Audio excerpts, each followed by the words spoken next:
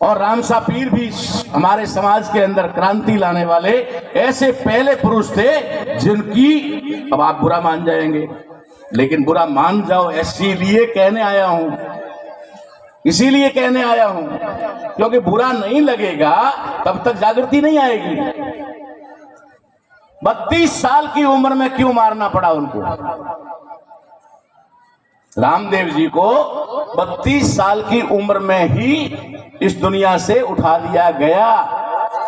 ये समाधि का खेल आपको समझाया जाता है, ये आपको बताया जाता है कि रामदेव जी ने समाधि ली।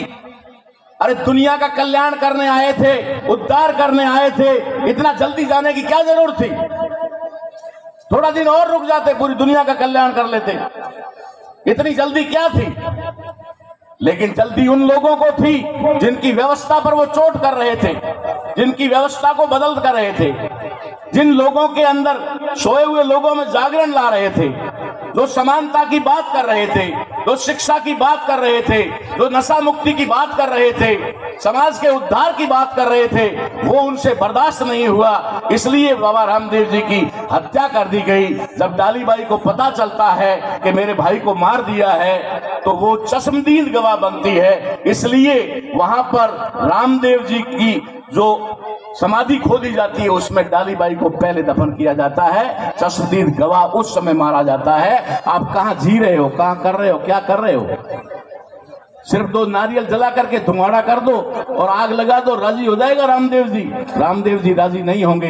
रामदेव जी का इतिहास और उनकी पीड़ा अगर आप समझेंगे तो आपके अंदर क्रांति आएगी, जोश आएगा। इसलिए साथियों, ये कोई हमारे भक्त नहीं थे, ये बहुत क्रांतिकारी वीर थे। इन क्रांतिकारी वीरों ने समाज में जागरण लाया, हमारे पुरखों ने उनकी वाणी को अपनाया और उस वाणी की वजह से आज हम यहाँ उसी जागरण का मंच लगा करके समाज को जागृत कर रहे हैं। ये उन महापुरुषों की 650 साल पुराना मामला है, इतने साल पहले का मामला, लेकिन आज भी उनकी जड़ जो है वो कायम है और हम लोग उनके नाम पे इकट्ठा होकर के समाज को एकजुट करने और जागरण करने का काम कर रहे हैं। ये हमारे महापुरुषों को सच्चा सैल्यूट कह दो, सच्चा पूजन कह दो, सच्ची उनकी अर्चना कह दो या सच्चा उनकी श्रद्धा कह दो। इसलिए मैं आपको इस मंच के माध्यम से ज्यादा लंबी बात ना करते हुए सिर्फ ये बताने आया हूं कि हमें हमारे उन महापुरुषों का मुझे बहुत अच्छा लगा और शायद यही चीज मुझे खींच करके इस मंच पे लाई, वरना थोड़ा तो हमारा भी मान सम्मान होता है साहब, बिना बुलाए क्यों जाए? क्या बात है।